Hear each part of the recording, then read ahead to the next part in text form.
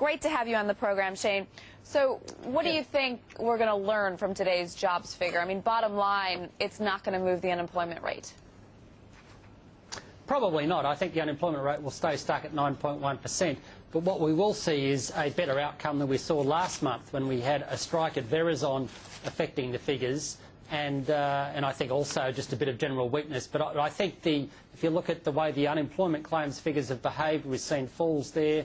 We've also seen the private sector survey produced by ADP show a recent decent gain. So I think we'll probably see gains probably a little bit higher than consensus, maybe around 70,000 jobs created, which is not great. It's not enough to get the unemployment rate down, but it's certainly not consistent with the US economy being in recession. So I think it'll just reinforce this picture. The US economic recovery is continuing, but it's still at a very, very modest pace.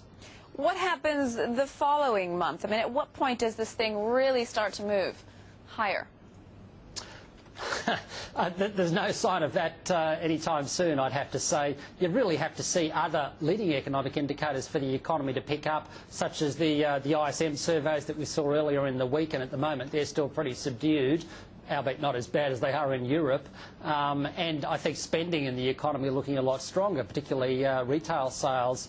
But at the moment, there's no sign of that. So my take on it is that you're probably looking at sort of something like a 1% growth path for the US into next year. And then as hopefully some more stimulus starts to feed through, maybe another round of quantitative easing, hopefully the stimulus package that Obama announced gets up, and that should start to see stronger growth through the second half of next year. But I think the key thing for the US, and this is what's helped share markets recently, is that the economy there, it doesn't seem to be collapsing into recession, does look a lot stronger than what's going on in Europe. And despite all the bad news, retail sales and other indicators have remained reasonably resilient. Not strong, but still reasonably resilient.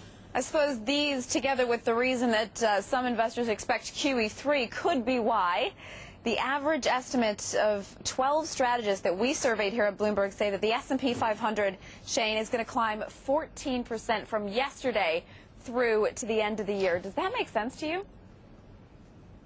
That sounds a bit high to me. Yeah, I don't think we'll see that sort of gain. I think we probably will see gains by year end. It's worth noting that the September quarter is the worst of the year, and of course we've seen a terrible September quarter.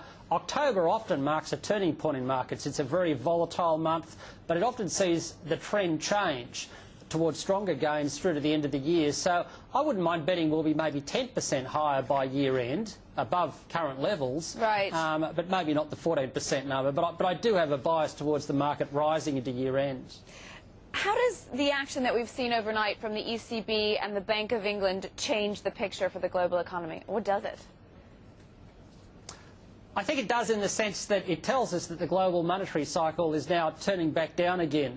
The trend up until a few months ago was towards tightening. Now we're seeing easing. It started in Brazil, then Brazil, then Russia, then Israel. Now, of course, we saw the ECB last night. I guess you'd call that an easing of sorts. They disappointed, if anything, and I think ultimately we will see rate cuts in Europe. They should have done it last night, but I think that's the direction they're heading in. And of course, the Bank of England surprised everyone by probably doing more than expected. So basically, all of that's telling us that the global monetary cycle is now heading towards easing.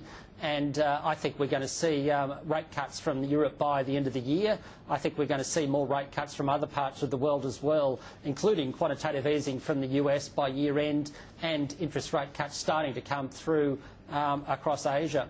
What do you think has been behind the optimism that we've seen in recent days ahead of these central bank decisions? I mean, a lot of people saying it looks like Europe may be closer to a solution, but I'm looking at it and I'm thinking, really?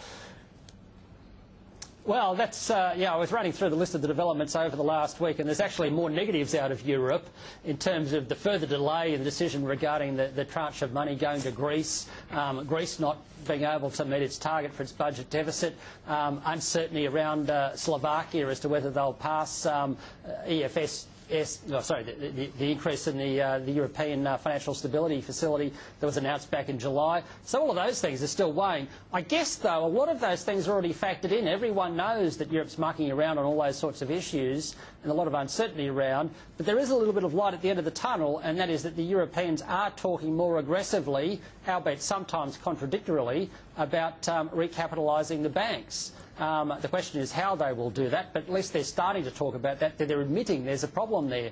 Only a month or so ago, the IMF was saying they should do something, and the Europeans were denying they had a problem. So I think the Europeans are getting the message, and the markets are latching onto that, rather than the fact that the news flow is still somewhat mixed coming out of Europe overall. The rhetoric's kicked up a notch. All right, thanks very much. Shane Oliver, Chief Economist and Head of Investment Strategy at AMP Capital Investors, coming to us from Sydney.